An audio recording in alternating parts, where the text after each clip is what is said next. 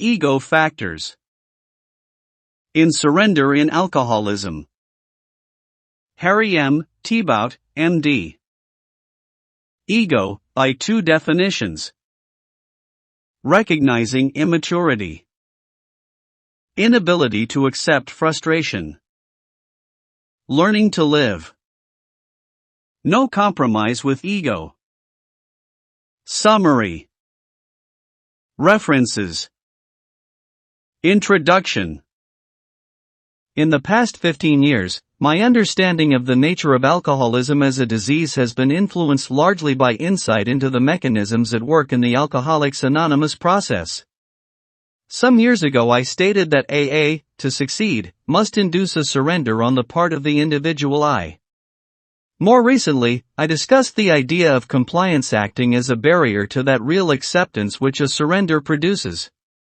On this occasion I propose to extend my observations by discussing A. What factors in the individual must surrender, and B. How the surrender reaction changes the inner psychic picture. The first question, what factors in the individual must surrender, received passing attention in the article on compliance. There, relative to the difficulty of surrender, I noted that the presence of an apparently unconquerable ego became evident. It was this ego which had to become humble. The first part of the present communication will be devoted to an elaboration of the nature of this ego factor. Use of the word ego involves always the possibility of confusion of meaning. For a time, therefore, I considered a substitute term. That idea was set aside because, despite possible misinterpretation, the word ego is current in everyday language in exactly the sense in which it will be employed in this discussion. The expression, "he has an inflated ego," is self-explanatory. It evokes the picture of a pompous, self-important, strutting individual whose inferiorities are masked by a surface assurance. Such a person appears thick-skinned, insensitive, nearly impervious to the existence of others, a completely self-centered individual who plows unthinkingly through life, intent on gathering unto himself all the comforts and satisfactions available. He is generally considered the epitome of selfishness, and there the matter rests. This popular view of ego, while it may not have scientific foundation, has one decided value: it possesses a meaning and can convey a concept which the average person can grasp. This concept of the inflated ego recognizes the common ancestor of a whole series of traits, namely, that they are all manifestations of an underlying feeling state in which personal considerations are first and foremost. The existence of this ego has long been recognized, but a difficulty in terminology still remains. Part of the difficulty arises from the use of the word ego, in psychiatric and psychological circles, to designate those elements of the psyche which are supposed to rule psychic life. Freud divided mental life into three major subdivisions: the ID, the ego, and the superego. The first, he stated, contains the feeling of life on a deep, instinctual level. The third is occupied by the conscience, whose function is to put brakes on the impulses arising within the ID. The ego should act as mediator between the demands of the ID and the restraints of the superego, which might be overzealous and bigoted. Freud's own research was concerned mainly with the activities of the ID and the superego. The void he left with respect to the ego is one that his followers are endeavoring to fill, but as yet with no generally accepted conclusions. Ego, by two definitions. The word ego, however, has been preempted by the psychiatrists and psychologists, although they do not always agree among themselves about the meaning to be attached to it. The resulting confusion is the more lamentable because almost everyone, layman or scientist, would agree on the concept of the inflated ego. It would be helpful if other terms were found for the ego concepts about which there are differing views. The solution for this dilemma will be to indicate with a capital E the big ego, and without a capital to identify the personality aspect which Freud had in mind when he placed ego between ID and superego. Point 3. With this disposition of the problem of terminology, it is now possible to consider the first issue, namely, the ego factors in the alcoholic which, through surrender, become humble. The concept of the enlarged ego, as noted previously, is available to common observation. Those who do not recognize it in themselves can always see it in some member of their family or among friends and acquaintances, not to mention patients.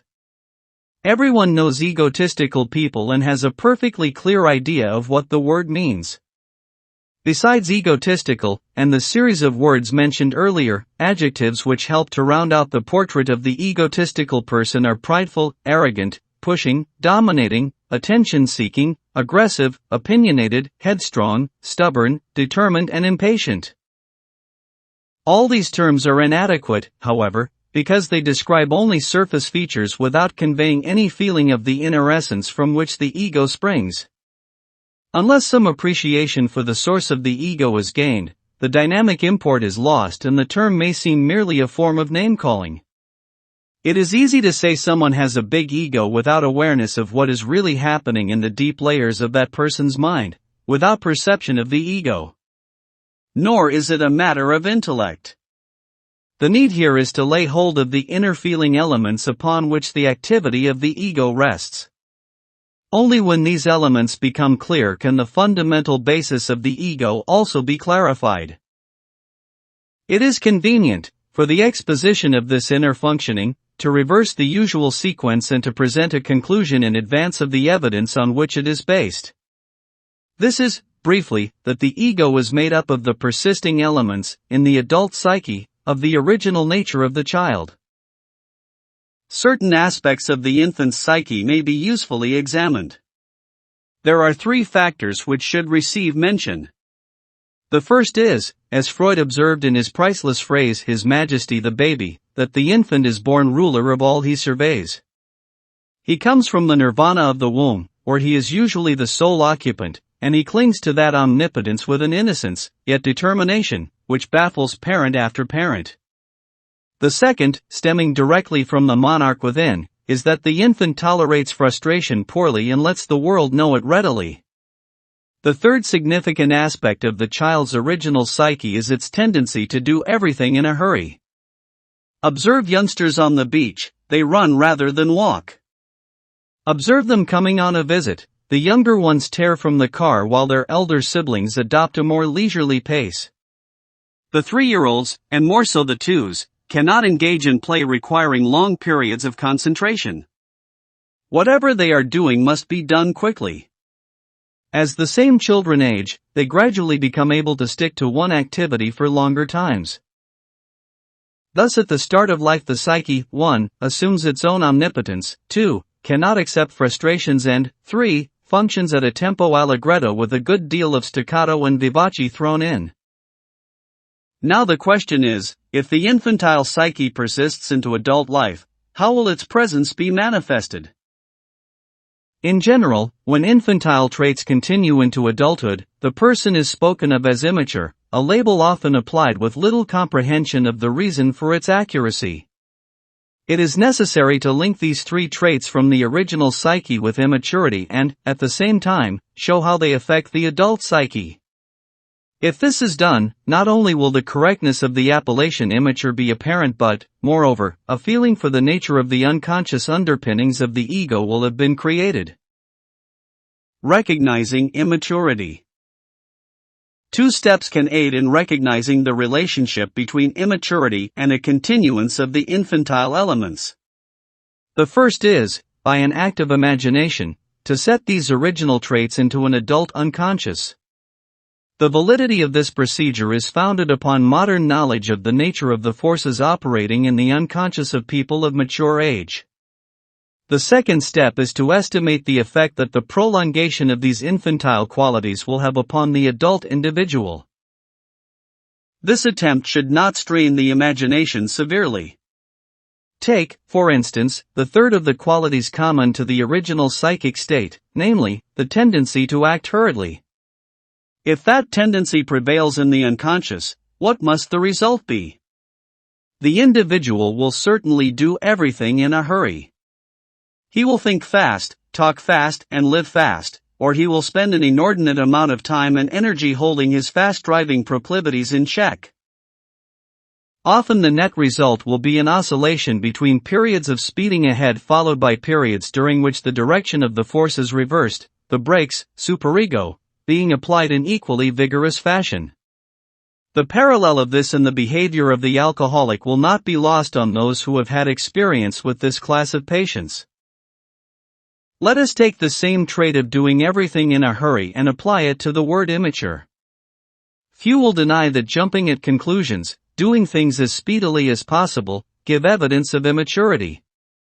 It is youth that drives fast, thinks fast, feels fast, moves fast, acts hastily in most situations. There can be little question that one of the hallmarks of the immature is the proneness to be under inner pressure for accomplishment. Big plans, big schemes, big hopes abound, unfortunately not matched by an ability to produce. But the effect upon the adult of the persisting infantile quality to do everything in less than sufficient time can now be seen in a clearer light. The adult trait is surely a survival from the original psyche of the infant. The two other surviving qualities of the infantile psyche similarly contribute to the picture of immaturity and also, indirectly, help to clarify the nature of the ego with a capital E. The first of these, the feeling of omnipotence, when carried over into adult life, affects the individual in ways easily anticipated. Omnipotence is, of course, associated with royalty, if not divinity. The unconscious result of the persistence of this trait is that its bearer harbors a belief of his own special role and in his own exceptional rights. Such a person finds it well nigh impossible to function happily on an ordinary level. Obsessed with divine afflatus, the thought of operating in the lowly and humble areas of life is most distressing to him. The very idea that such a place as all one is capable of occupying is in itself a blow to the ego, which reacts with a sense of inferiority at its failure to fill a more distinguished position. Moreover, any success becomes merely ego fodder, boosting the individual's rating of himself to increasingly unrealistic proportions as the king side eagerly drinks in this evidence of special worth. The ability to administer the affairs of state, both large and small, is taken for granted. The belief that he is a natural executive placed in the wrong job merely confirms his conviction that, at best, he is the victim of lack of appreciation, and at worst, of sabotage by jealous people who set up roadblocks to his progress. The world is inhabited by selfish people, intent only on their own advancement. The genesis of all this is beyond his perception. To tell him that his reactions spring from the demands of an inner unsatisfied king is to invite incredulity and disbelief, so far from the conscious mind are any such thoughts or feelings. People who openly continue to cling to their claims of divine prerogative usually end up in a world especially constructed for their care. In others, the omnipotence pressures are rather better buried. The individual may admit that, in many ways, he acts like a spoiled brat, but he is scarcely conscious of the extent of the tendency, nor how deeply rooted it may be. He, like most people, resolutely avoids a careful look because the recognition of any such inner attitudes is highly disturbing. The unconscious credence in one's special prerogatives savors too much of straight selfishness to be anything but unpleasant to contemplate. And so, for the most part, people remain happily ignorant of the unconscious drives which push them around. They may wonder why they tend to boil inside and wish they could free themselves from a constant sense of uneasiness and unsettlement. They may recognize that they seem jittery and easily excited and long for the time when they can meet life more calmly and maturely. They may hate their tendency to become rattled. But their insight into the origin of all this is next to nothing, if not a complete blank. The king lies deep below the surface, far out of sight. Inability to accept frustration. The last trait carried over from infancy is the inability to accept frustration. In an obvious sense, this inability is another aspect of the king within, since one of the prerogatives of royalty is to proceed without interruption. For the king to wait is an affront to the royal rank, a slap at his majesty. The ramifications of this inability to endure frustration are so widespread, and the significance of much that occurs in the behavior of the alcoholic is so far-reaching, that it seems advisable to discuss this trait under a separate heading.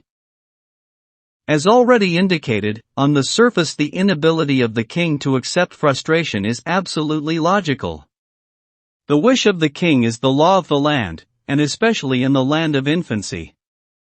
Any frustration is clearly a direct threat to the status of His Majesty, whose whole being is challenged by the untoward interruption.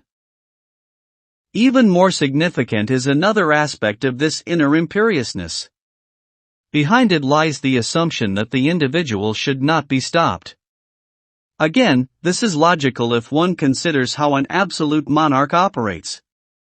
He simply does not expect to be stopped. As he wills, so will he do. This trait, persisting in the unconscious, furnishes a constant pressure driving the individual forward. It says, in essence, I am unstoppable.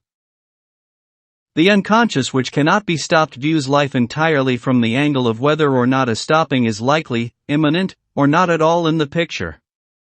When a stopping is likely, there is worry and perhaps depression. When it seems imminent, there is anxiety bordering on panic, and when the threat is removed, there is relief and gaiety. Health is equated with a feeling of buoyancy and smooth sailing ahead, a sense of I feel wonderful. Sickness, contrariwise, means lacking vim, vigor and vitality, and is burdened with a sense of I'm not getting anywhere. The need to get somewhere, to be on the go, and the consequent suffering from eternal restlessness, is still another direct effect of an inner inability to be stopped or, expressed otherwise, to accept the fact that one is limited. The king not only cannot accept the normal frustrations of life but, because of his inordinate driving ahead, is constantly creating unnecessary roadblocks by virtue of his own insistence on barging ahead, thus causing added trouble for himself. Of course, on some occasions, the king gets stopped, and stopped totally. Illness, arrest, sometimes the rules and regulations of life, will halt him. Then he marks time, complies if need be, waiting for the return of freedom, which he celebrates in the time-honored fashion. If he is an alcoholic, he gets drunk, initiating a phase when there is no stopping him. The immaturity of such a person is readily evident. He is impatient of delay, can never let matters evolve, he must have a blueprint to follow, outlining clearly a path through the jungle of life. The wisdom of the ages is merely shackling tradition which should make way for the freshness, the insouciance of youth. The value of staying where one is, and working out one's destiny in the here and now, is not suspected. The 24-hour principle would be confining for one whose inner life brooks no confinement. The unstoppable person seeks life, fun, adventure, excitement, and discovers he is on a perpetual whirligig which carries him continuously ahead, but, of course, in a circle. The unstoppable person has not time for growth. He must always, inwardly, feel immature. This, then, is how the carryover of infantile traits affects the adult so encumbered. He is possessed by an inner king who not only must do things in a hurry, but has no capacity for taking frustration in stride. He seeks a life which will not stop him and finds himself in a ceaseless rat race. All this is part and parcel of the big ego. The individual has no choice. He cannot select one characteristic and hang on to that, shedding other more obviously undesirable traits. It is all or nothing. For example, the driving person usually has plenty of energy, sparkle, vivacity. He stands out as a most attractive human being.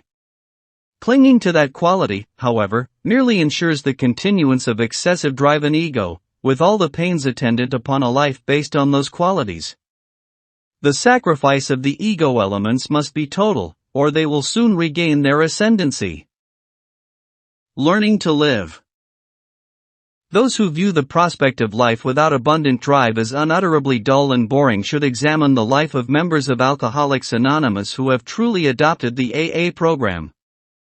They will see people who have been stopped and who, therefore, do not have to go anywhere, but people who are learning, for the first time in their lives, to live. They are neither dull nor wishy-washy. Quite the contrary, they are alive and interested in the realities about them. They see things in the large, are tolerant, open-minded, not close-minded, bowling ahead. They are receptive to the wonders in the world about them, including the presence of a deity who makes all this possible. They are the ones who are really living. The attainment of such a way of life is no mean accomplishment. Preliminary to this discussion, the conclusion was offered that the ego was a residual of the initial feeling life of the infant. It should be evident that the immaturity characteristically found in the makeup of the alcoholic is a persistence of the original state of the child. In connection with the description of the manifestations which denote a large and active ego, it should be recalled that the presence in the unconscious of such ego forces may be quite out of reach of conscious observation. Only through the acting and feeling of the individual can their existence be suspected. Now the answer to the first question raised herein, namely, what part of the alcoholic must surrender, is obvious: it is the ego element. Life without ego is no new conception. 2,000 years ago, Christ preached the necessity of losing one's life in order to find it again.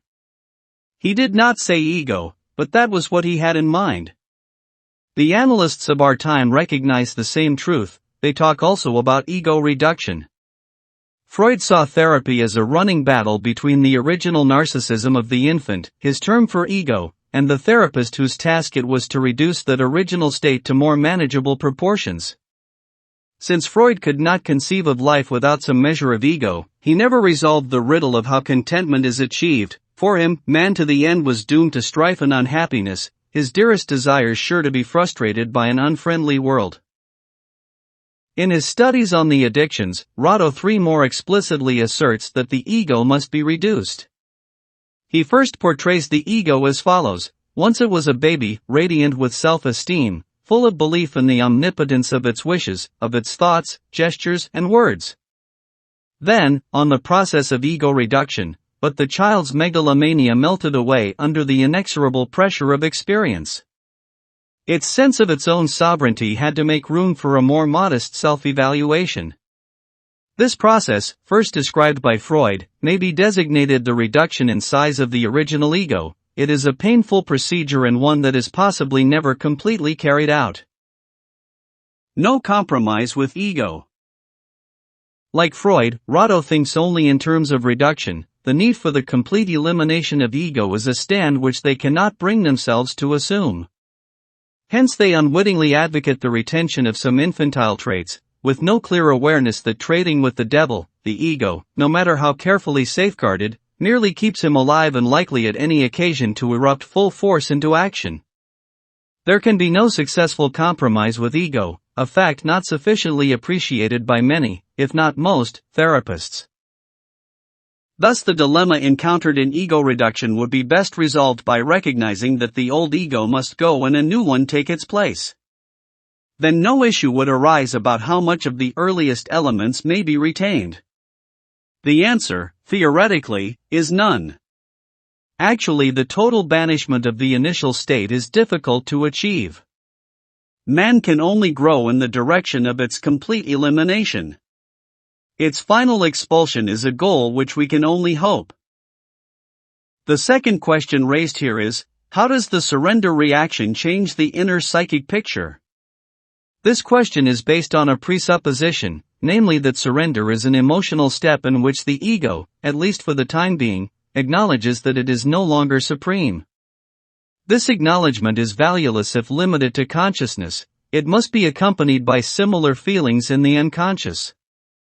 For the alcoholic, surrender is marked by the admission of being powerless over alcohol. His sobriety has that quality of peace and tranquility which makes for a lasting quiet within only if the surrender is effective in the unconscious and permanent as well.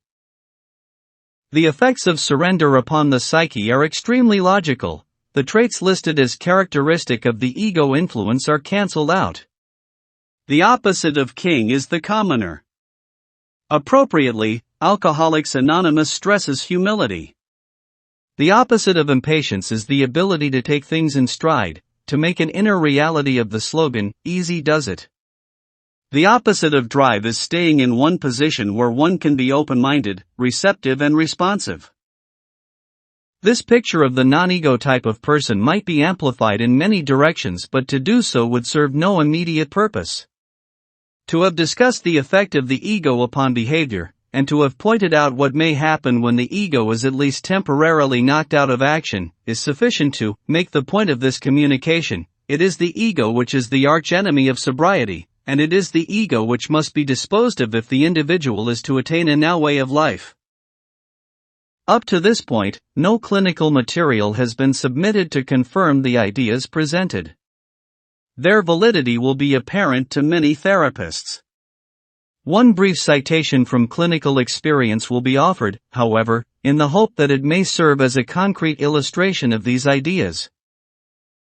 The patient, a man in his late 30s, had a long history of alcoholism with 7 years of futile attempts to recover through Alcoholics Anonymous, interspersed with countless admissions to drying out places. Then, for reasons not totally clear, he decided to take a drastic step. He determined to enter a sanatorium and place himself in the hands of a psychiatrist, a hitherto unheard of venom.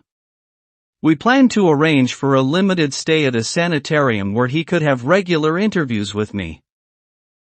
From the outset, he was undeniably in earnest, although it was only after the first interview that he really let go and could talk freely about himself and the things that were going on inside him.